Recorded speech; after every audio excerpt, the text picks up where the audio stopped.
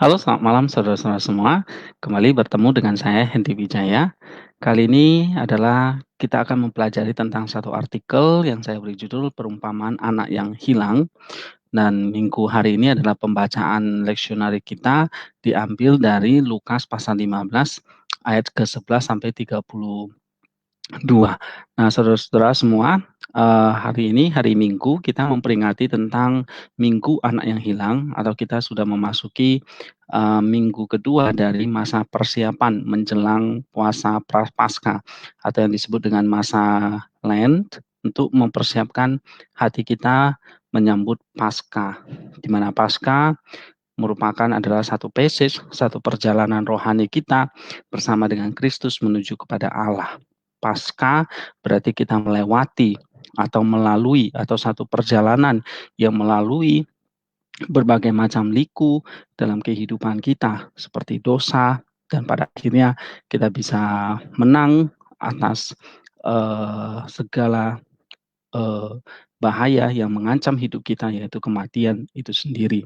Nah, saudara-saudara, Paskah adalah satu momen di mana terjadi sekali di dalam satu peristiwa sejarah, yaitu di masa Perjanjian Lama.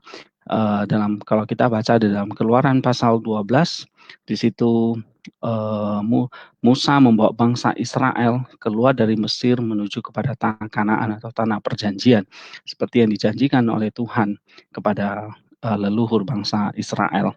Dan begitu juga Paskah yang historical di masa Perjanjian Lama atau di masa bangsa Israel keluar dari Mesir, ini menjadi satu historical moment atau menjadi Christ event, Christ moment, di mana Kristus, Sang Firman, Sang Logos Allah itu datang menjelma menjadi manusia, lalu dia menderita, paskin, dia menderita, dan dengan kematiannya, dengan kebangkitannya, dia mengalahkan dosa, iblis, dan maut. Itulah Paskah di mana Kristus melalui masa-masa hidupnya melakukan satu passage, satu perjalanan untuk mengatasi, untuk menang atas segala lika-liku atau penghalang manusia memperoleh hidup yang kekal. Tidak lain tidak bukan itu adalah dosa, iblis, dan kematian. Nah, passage itu telah dilalui oleh Kristus menjadi sebuah Christ event yang historical, dan sekarang itu menjadi satu Christ event yang mystical, yang spiritual bagi kita sampai sekarang ini, sebab Roh Kudus terus bekerja di sepanjang sejarah, sepanjang zaman, di sepanjang segala abad. Roh Kudus inilah yang menghadirkan Christ event, yang menghadirkan Paskah di dalam hati setiap orang yang membuka hatinya, yang percaya kepada Kristus. Bagi siapapun yang membuka hatinya kepada Kristus, Roh Kudus akan berkarya, akan membuat Paskah di dalam hatinya, di mana perjalanan hidup seseorang itu sudah mulai ketika dia percaya kepada Kristus. Dia keluar dari Mesir, dia keluar dari perbudakan dosa, dan melakukan satu passage, satu perjalanan, satu uh, passage yang melalui semua dosa, iblis, dan kematian itu, sampai akhirnya dia menuju kepada Kristus, menuju kepada Bapa. Seperti yang Yesus katakan, Akulah adalah jalan dan kebenaran, tidak ada seorang yang datang kepada Bapa kalau tidak melalui aku. Itulah Paskah yang sejati. Hanya melalui Kristus kita memperoleh Paskah, kita memperoleh suatu perjalanan, mulai perjalanan kita dari awal ketika kita percaya sampai pada akhirnya kita menikmati kasih kepada bersama dengan Allah, dari faith sampai kasih, sampai love itu sendiri, yaitu kita bersama dengan Kristus di dalam Allah Bapa kita. Nah, saudara-saudara yang terkasih, persiapan Paskah menuju ke sana kita sudah mulai dari minggu-minggu persiapan atau minggu-minggu menjelang masa puasa. Masa puasa itu ada sekitar 5 minggu, kita akan berpuasa 40 hari. Setelah itu kita akan menikmati, akan merayakan Paskah, di mana itu adalah satu momen kita memulai hidup baru, keluar dari Mesir, dan kita terus menempuh perjalanan kita Paskah bersama dengan Christ event yang historical itu sekarang menjadi spiritual, menjadi mystical di dalam hati kita. Itulah Paskah yang sesungguhnya, saudara-saudara. Nah, untuk menyambut Paskah ini, menyambut masa lain ini, hari ini kita akan membaca Lukas 15 ayat 11 sampai 33. Yesus berkata lagi, ada seorang mempunyai 2 anak laki-laki. Kata yang bungsu kepada ayahnya, "Bapa, berikanlah kepadaku bagian harta milik kita yang menjadi hakku." Lalu ayahnya membagi-bagikan harta kekayaan itu di antara mereka. Beberapa hari kemudian anak bungsu itu menjual seluruh bagiannya itu, lalu pergi ke negeri yang jauh. Di sana ia memboroskan harta miliknya itu dengan hidup yang berfoya-foya. Setelah dihabiskannya semuanya, timbullah bencana kelaparan di dalam negeri itu, dan ia pun mulai melarat. Ayat 15, lalu ia pergi dan bekerja pada seorang majikan di negeri itu. Orang itu menyuruhnya ke ladang untuk menjaga babinya. Lalu ia pergi dan bekerja pada seorang majikan di negeri itu. Orang itu menyuruhnya ke ladang untuk menjaga babinya. Lalu ia ingin mengisi perutnya dengan ampas yang menjadi makanan babi itu. Tetapi tidak seorang pun yang memberikan kepadanya. Lalu ia menyadari keadaannya, tanya betapa banyaknya orang upahan Bapakku yang berlimpah-limpah makanannya. Tetapi aku di sini mati kelaparan. Aku akan bangkit dan pergi kepada Bapakku dan berkata kepadanya, Bapa, aku telah berdosa terhadap surga dan terhadap Bapa. Aku tidak layak disebutkan anak Bapa. Jadikanlah aku sebagai salah seorang upahan Bapa. Maka bangkitlah ia dan pergi kepada bapaknya. Ketika ia masih jauh, ayahnya telah melihatnya. Lalu tergeraklah hatinya oleh belas kasihan. Ayahnya itu berlari mendapatkan dia, lalu merangkul dan mencium dia.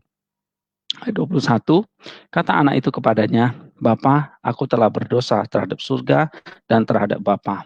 Aku tidak layak lagi disebut sebagai anak Bapa. Tetapi ayah itu berkata kepada hamba-hambanya, lekaslah, bawa kemari jubah yang terbaik, pakaikanlah itu kepadanya, dan kenakanlah cincin pada jarinya, dan sepatu pada kakinya. Dan ambillah anak lembu tambun itu, sembelilah dia, dan marilah kita makan dan bersuka cita. Sebab anakku ini telah mati dan menjadi hidup kembali. Ia telah hilang dan didapat kembali. Maka mulailah mereka bersukaria. Ayat 25. Tetapi anaknya yang sulung berada di ladang, dan ketika ia pulang dan dekat ke rumah, ia mendengar bunyi seruling dan nyanyian tari-tarian. Lalu ia memanggil salah seorang hamba dan bertanya kepadanya, apa arti semuanya itu? Jawab hamba itu, adikmu telah kembali dan ayahnya telah menyembelih anak lembu tambun karena ia mendapatkannya kembali dengan sehat. Maka marahlah anak sulung itu dan ia tidak mau masuk. Lalu ayahnya keluar dan berbicara dengan dia. Tetapi ia menjawab ayahnya, katanya, telah bertahun-tahun aku melayani Bapa dan belum pernah aku melanggar perintah Bapa. Tetapi kepadaku belum pernah Bapa memberikan seekor anak kambing untuk bersuka cita dengan sahabat-sahabatku. Tetapi baru saja datang anak bapa yang telah memboroskan harta kekayaan bapa bersama-sama dengan pelacur-pelacur, maka bapa menyembeli anak lembu tambun itu untuk dia. Ketika kepadanya, kata ayah kepadanya, anakku, engkau selalu bersama-sama dengan aku, dan segala kepunyaanku adalah kepunyaanmu. Ayat terakhir 32, kita patut bersuka cita dan bergembira karena adikmu telah mati dan menjadi hidup kembali. Ia telah hilang dan didapat kembali. Nah, saudara-saudara, ini adalah satu kisah perumpamaan yang menarik, yang pada intinya ini menceritakan tentang keselamatan kita. Nah, apa itu keselamatan? Keselamatan artinya kita kembali, kita menuju passage tadi, perjalanan kembali kepada Allah Bapa. Keselamatan bukanlah satu kondisi secara state saja atau hukum saja bahwa kita hanya sekedar masuk surga, tetapi keselamatan itu adalah seperti suatu proses perjalanan Paskah tadi, di mana bangsa Israel keluar dari Mesir menuju kepada Kanaan. Seperti Yesus yang datang berinkarnasi, dia berjalan melayani yang pada puncaknya sampai kepada bukit Golgota, dia mati disalib dan dia bangkit dan dia naik kembali kepada Bapa, naik ke surga kembali kepada Bapa. Itulah Paskah. Jadi Paskah itulah inti keselamatan kita. Itulah sebabnya kenapa kita sangat menantikan Paskah ini, karena kita sesungguhnya sedang menantikan keselamatan kita, yaitu perjalanan kita kembali kepada Allah Bapa. Nah, ketika itu adalah sebuah passage, sebuah perjalanan, maka ada permulaan, ada proses, dan ada akhirnya. Itulah keselamatan kita. Ada permulaannya kita menerima Kristus lahir di dalam hati kita. Hati kita mengalami Paskah, mengalami permulaan perjalanan itu keluar dari Mesir itu. Kemudian ada proses perjalanan itu, di mana kita mulai menguduskan, mengerjakan keselamatan yang Tuhan sudah berikan di dalam hati kita, sehingga akan perjalanan kita akan terus pada satu track yang sama, kembali kepada Bapa, yang pada akhirnya di mana kita akan dimuliakan oleh Kristus, itulah kita kembali kepada Allah Bapa. Jadi keselamatan pada intinya kembali kepada Allah Bapa melalui pertobatan, melalui korban penebusan Kristus di atas kayu salib yang disalurkan oleh Roh Kudus. Kemudian kita mengalami satu pertobatan, yaitu kita lahir kembali, lahir secara spiritual di dalam hati kita melalui pertobatan kita dengan menerima korban penebusan Kristus di atas kayu salib salib. Namun itu masihlah permulaan. Kita harus berjalan terus sampai kepada Allah Bapa. Nah, seperti apa perjalanan hidup kita ini? Salah satu kisah yang menarik diceritakan oleh Tuhan itu adalah tentang anak yang hilang. Kita akan membaca spiritual meaning atau teori yang tersimpan di balik pembacaan Lukas tadi ayat 11 sampai 32 yang dibacakan dan dirayakan pada setiap hari Minggu ketiga ketika kita mau memasuki masa puasa 40 hari atau masa Lent seperti yang tadi saya sampaikan untuk menyambut Paskah. Nah, pada tahun ini jatuh pada tanggal 28 Februari. Teks ini adalah narasi perumpamaan yang di dalamnya terkandung makna spiritual tentang kasih Allah yang begitu besar kepada manusia. Apa saja makna literal dan spiritual dari bacaan ini? Ya, tentang apa itu spiritual dan literal sense, nanti kita bisa membaca artikel yang saya bagikan di dalam blog saya. Nah, ada uraian yang akan saya jelaskan. Di sini, kata yang bungsu kepada ayahnya ayat 12, Bapa berikanlah kepadaku bagian harta milik kita yang menjadi hakku, lalu ayahnya membagi-bagikan harta kekayaan itu di antara mereka. Ayat 12. Nah, permintaan sang anak bungsu untuk bagian hartanya menarik, karena dia memakai kata usia. Nah, yang artinya esensi atau substansi. Nah, ini menunjukkan bahwa manusia menerima kehendak bebasnya dan pikiran rasionalnya dari Allah. Si anak bungsu keliru memahami substansi yang sesungguhnya yang ia perlukan. Substansi sesungguhnya bukanlah meminta harta, tetapi bagaimana mengelola kehendak bebas dan pikiran yang mengasihi bapaknya. Itulah substansi kita. Ketika kita sudah memasuki dalam perjalanan menuju kepada Allah, bagaimana ini kita menggunakan kehendak bebas kita untuk terus on the track menuju kepada Bapa. Seperti yang Adam lakukan di Taman Eden, si anak bungsu menggunakan harta benda ini untuk memberontak melawan bapaknya. Negeri yang jauh melambangkan kehidupan dalam pengasingan diri Allah, pengasingan dari Allah. Kita menggunakan kehendak bebas, kemauan, dan pikiran melawan Allah sehingga menghasilkan dosa atau perbuatan jahat. Dan dosa itu menghasilkan kematian, yaitu terpisahnya kita dari Allah, Sang Hidup. Di dalam proses perjalanan kita menuju kepada Allah, kita bisa seperti anak bungsu tadi, di mana kita menggunakan kehendak bebas kita untuk melawan Allah. Dan ini menghasilkan satu dosa, dosa itu menghasilkan kematian bagi kita. Ini artinya kita terpisah, kita keluar dari jalur menuju kepada Allah, sehingga kita terpisah dari Allah, dan itulah kematian yang kekal bagi kita. Tapi kita lihat cerita ini, setelah dia puas dan menghabiskan harta bendanya, dia tidak berdaya dan dia miskin melarat. Ampas babi pun dia tidak bisa mendapatkan. Nah, ini adalah penderitaan bagi dia yang memisahkan diri dari bapaknya. Nah, John Chrysostom dalam homilinya mengatakan, hunger, kelaparan, luxury or torment itu memperberat penderitaannya. Ya, dan sekarang dia tidak berdaya, sangat miskin, dan dia dipenuhi dengan rasa bersalah, ya, ada penghakiman yang akan dia alami, dan dia akan lihat dia betapa kejamnya, ya, dia disamakan seperti atau dia hidup dengan binatang yang tidak bersih seperti babi. ya. Babi merupakan binatang yang haram bagi orang Israel. Dan dia hidup bersama binatang yang haram. Dan itulah penderitaan. Ya, jadi dia seperti setengah binatang. Nah, kita mencari harta benda, bukan mencari Allah, dan akan berakhir tragis. John Chrysostom dalam homilia berkata lagi, jika kamu mencintai anggur, maka kamu akan mencintai kemabukan. Jika kamu mencintai emas, maka kamu akan mencintai kesia-siaan. Jika kamu mencintai hal-hal sensual, maka kamu akan terus meminta makanan atau makanan hewan itu. Nah, jadi kalau kita pada akhirnya mencintai hal-hal duniawi, kita akan berakhir tragis seperti anak bungsu tadi, maka kita akan mendapatkan the food of swine, hanya binatang atau makanan dari binatang. Kata ampas dapat diartikan secara spiritual berarti kepuasan duniawi yang menghembuskan dan menindas jiwa, tetapi tidak memuaskan kerinduannya. Lalu ia menyadari keadaannya. Nah, ini adalah turning point, satu pertobatan. Ya, betapa banyaknya orang upahan Bapakku yang berlimpah-limpah makanannya. Tetapi aku di sini mati kelaparan, ayat 17.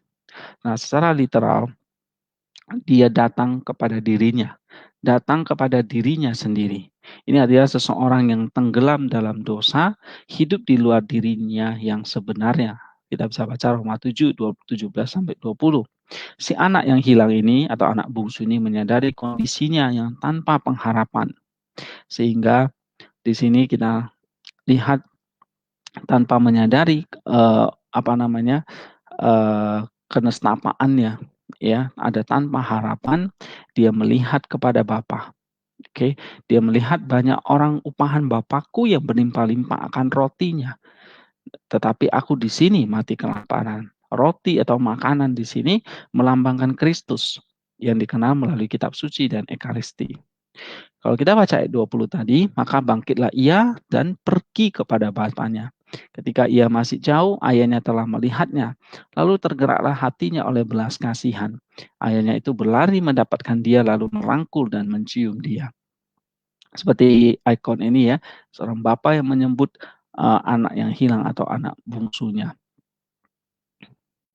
Dalam budaya Yahudi, tidak lazim seorang laki-laki atau seorang ayah itu berlari, ya. Sang bapak tidak secara pasif berdiri menunggu anaknya kembali. Dia berlari ke arahnya. Penghinaan diri demi anak terhilang ini menunjukkan cara Allah kita, Bapa kita, melalui pengorbanan Kristus secara aktif mencari mereka yang tersesat. Inilah kasih Bapa yang begitu besar kepada manusia. Kita bisa baca dalam Yohanes 3 ayat 16. Ayat 22 menunjukkan si anak yang kembali menerima jubah. Ini artinya dia menerima pakaian manusia baru, yaitu pakaian Kristus. Galatia 3 ayat 27. Saudara, ketika kita memakai pakaian Kristus melalui pertobatan kita seperti anak bungsu tadi, kita mulai the begin, kita mulai the journey, kita mulai perjalanan roh kita menuju kepada Bapa. Pentingnya jubah itu adalah kebenaran yang diberikan melalui baptisan tadi, Yesaya 61 ayat 10, untuk mengenakan Kristus atau pakaian Kristus tadi. Itulah jubah yang digambarkan di ayat 22 tadi. Kita bisa baca juga dalam Galatia 3 ayat 27. Nah, kemudian dia diberikan cincin meterai. Ini menunjukkan adalah identitas keluarga dia. Ya, dalam Hagai 2:23, sehingga mereka yang telah dibaptis dan mengenakan Kristus adalah mereka yang dimeteraikan oleh Roh Kudus, diberi tanda, diberi identitas sebagai keluarga Allah. Efesus 2 ayat 19, 1 Timotius 3 ayat 15. Dan kemudian ada sandal yang diberikan kepadanya, ini mengacu pada mulai proses perjalanan sesuai dengan Injil Kristus untuk menuju kepada Allah Bapa tadi. Efesus 6 ayat 15. Sehingga ada jubah, kita mengenakan pakaian Kristus, kemudian ada cincin yang membuat kita menjadi keluarga Allah, ada sandal yang mengacu pada hidup atau berjalan menuju kepada Kristus. Pertobatan, dibaptis, menerima pakaian atau jubah baru, dan diterima kembali sebagai anggota keluarga Allah, serta berjalan sesuai kebenaran Injil, adalah pesan keselamatan dari Allah kepada manusia. Ya sekali lagi keselamatan itu apa? Keselamatan itu ada permulaan, ada perjalanan, ada proses, dan pada intinya ada akhirnya, yaitu kita menyatu di dalam Kristus. Itulah keselamatan. Ada pertobatan, dibaptis menerima pakaian jubah baru, diterima kembali sebagai anggota keluarga Allah, serta berjalan sesuai kebenaran Injil. Nah, ini adalah spiritual meaning yang tersimpan di dalam narasi ini. Dan terakhir dilengkapi di ayat 23, menunjukkan tanpa korban anak lembu tidak ada keselamatan. Anak lembu berlemak, lebih baik diterjemahkan sebagai anak lembu yang diberi makan gandum. Atau bahkan secara harfiah, anak lembu jantan yang dibentuk dari gandum. Hewan ini adalah anak lembu jantan yang dibesarkan dengan gandum sebagai persiapan untuk digunakan sebagai persembahan keagamaan. Karena rekonsiliasi anak yang hilang tidak lengkap tanpa pengorbanan anak lembu, maka rekonsiliasi manusia dengan Allah tidak hanya dengan pertobatannya saja, tetapi oleh Kristus yang mempersembahkan dirinya di kayu salib, bersantap dalam perjamuan yang meriah di atas persembahan korban yang dibentuk dari gandum. Ini adalah referensi yang jelas untuk mengambil bagian di dalam perjamuan kudus atau ekaristi. Jadi ada satu pesta di mana kita menikmati anak gandum dan anak lembu jantan tadi. Ini adalah kita menikmati perjamuan kudus, tubuh dan darah Kristus yang dicurahkan untuk kita. Dan ini adalah satu pesta. Ketika kita sedang menjalani our passage, perjalanan kita menuju kepada Allah, Tuhan memberikan rotinya kepada kita, makanannya, supaya kita kuat terus berjalan sampai pada akhirnya. Nah, John Chrysostom berkata, Christ is called the calf. Ini Kristus yang disebut sebagai anak lembu jantan tadi. Karena pengorbanan tubuhnya, ya, dia berlemak karena dia memuaskan semua kita. Tambun atau berlemak berarti memuaskan seluruh dahaga manusia. Dia katakan rotinya adalah roti yang kekal yang tidak seorang pun akan binasa ketika memakannya, dia tidak akan lapar lagi. Dia juga air kehidupan yang ketika orang meminumnya, dia tidak akan merasa haus lagi. Itulah tambun yang artinya memuaskan seluruh manusia. Nah, Agustinus berkata, lembu jantan sapi yang bertambun ini adalah Tuhan kita sendiri di dalam daging, ya, yang dihina. Kemudian Bapa memerintahkan supaya kita memakannya. Dan Kristus ini juga berarti diberitakan. Dia juga di sini dibunuh dan mati, kemudian dia bangkit untuk memuaskan kita semua. Nah, saudara-saudara, Cornelius Lapide menyatakan, marilah kita makan dan bersukacita. Ya, Allah, kata Eutimius mengatakan bahwa ini adalah bukti kalau kita bersukacita kalau ketika kita bisa menikmati perjamuan makan itu, yaitu perjamuan kudus itu. Ya, makan dari Bapa di surga itu adalah keselamatan kita. Kesukaan dari Bapa di surga itu adalah penebusan akan dosa-dosa kita. Kemudian keselamatan itu adalah keselamatan kita dari dosa. Ya, di mana anak lembu jantan itu disembelih supaya dia menjadi jalan penebusan kepada kita yang memberikan kita pengharapan untuk memiliki hidup yang kekal. Nah, kasih Bapa yang begitu besar kepada kita menjadi harapan dan kesempatan bagi setiap orang seperti anak bungsu yang hilang dan kembali. Kitalah anak bungsu itu dan hanya pertobatan dengan menggunakan kehendak bebas dan pikiran kita secara benar untuk memuliakan Allah kita, Bapa kita akan senantiasa dekat dengan Dia. Segala dosa kita telah disucikan oleh darah Kristus dan sekarang kita hidup di dalam Kristus dan sedang berperjalanan bersama Dia menuju kepada Allah. Itulah Paskah yang kita nantikan pada akhirnya nanti. Seperti ikan tidak bisa berenang tanpa air, seperti burung tidak bisa terbang tanpa udara. Maka orang Kristen tidak dapat maju selangkah pun kepada Allah jika tanpa Kristus. Nah, ini satu kutipan yang saya ambil dari Gregory of Nazianzus. Saudara-saudara, ada satu nyanyian yang baik sekali, ya, tentang Minggu Anak yang Hilang ini. Aku telah melupakan Bapakku, kemuliaan Bapamu. Dan di antara pendosa, akulah yang paling menerima kemurahan yang Tuhan berikan. Sehingga aku berteriak, aku memohon seperti anak yang hilang ini. Aku telah berdosa di hadapan Engkau, ya Allah, yang penuh kasih. Tetapi terimalah akan pertobatanku, rasa bersalahku, dan jadikan aku salah satu anak-Mu atau hamba-Mu. Nah, ini adalah satu kontakion yang dinyanyikan di dalam gereja. Nah, saudara-saudara, apa yang bisa kita pelajari tentang Minggu Anak yang Hilang ini mengajarkan kepada kita bahwa Tuhan telah menjadi anak lembu jantan.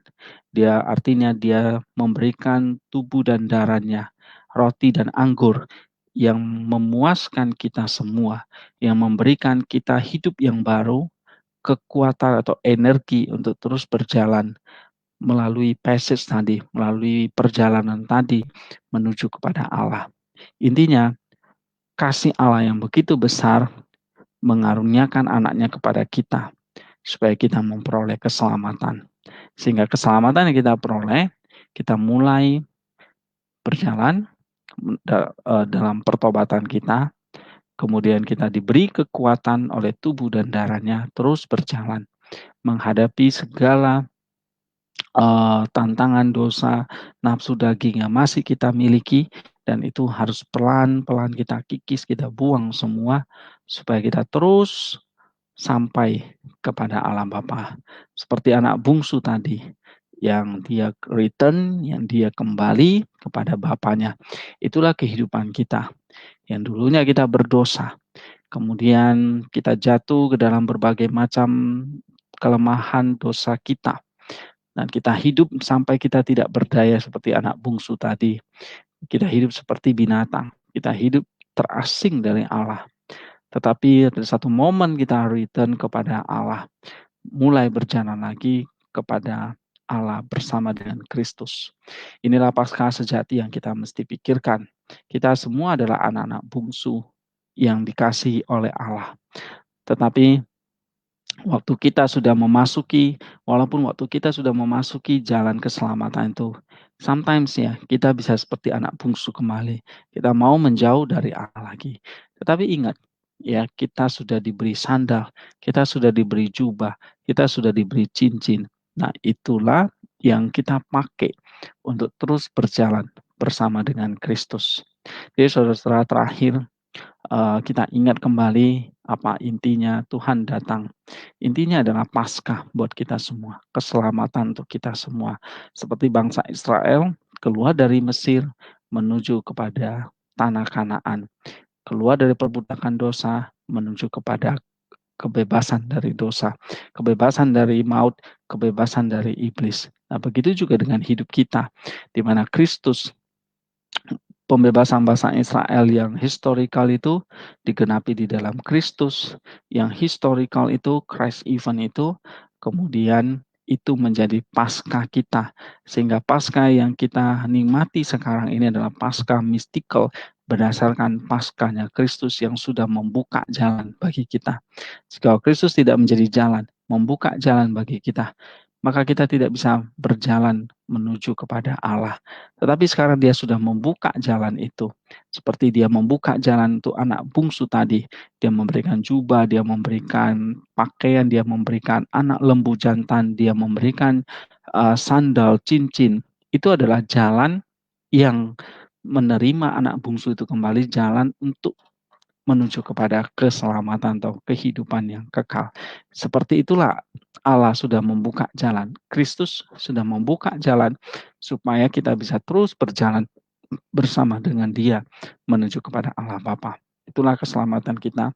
Itulah Paskah yang kita bisa nikmati bersama dengan Kristus sampai hari ini. Thank you semuanya yang sudah mendengarkan.